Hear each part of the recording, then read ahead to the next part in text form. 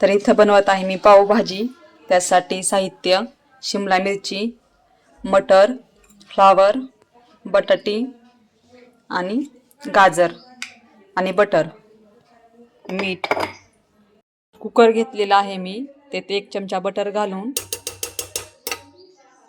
Butter आपला गरम झालेला आहे, बटाटा घालून घेऊ, फ्लावर, शिमला मिर्च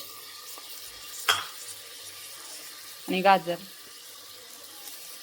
तर 5 मिनिटासाठी आपल्याला हे परतून घ्यायचं आहे। तर 1 चमचा मीठ आणि 2 ग्लास पाणी घालू, मिक्स करू आणि कुकरच्या 4 शिट्ट्या काढून घेऊ। कुकरच्या आपल्या 4 शिट्ट्या झाल्या आहेत। तर कुकर थंड होईपर्यंत बाकीची आपण तयारी करून घेऊ।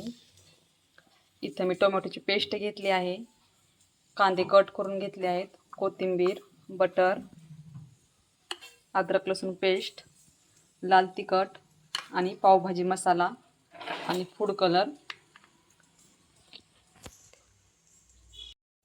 कढई घेतली आहे, इथं हे 2 चमचे तेल आणि 2 चमचे बटर घालून घेऊ। अर्धा चमचा जिरे फुललेले आहेत, कांदा घालून घेऊ। कांदा तळून झालेला आहे, अद्रक लसूणची पेस्ट घालून, पेस्ट घालून घेऊ। तर आपलं मटर तळत आहे, तोपर्यंत आपण कुकर मधलं पाणी काढून घेऊ। बघा, आपल्या भाज्या शिजून झालेल्या आहेत, भाजीतलं पाणी मी बाहेर काढलेलं आहे। तर आपण भाजी पूर्ण मॅश करून घेऊ। भाजी आपली मॅश करून झालेली आहे, तर आपण लाल तिखट टाकून घेऊ, भाजी मसाला।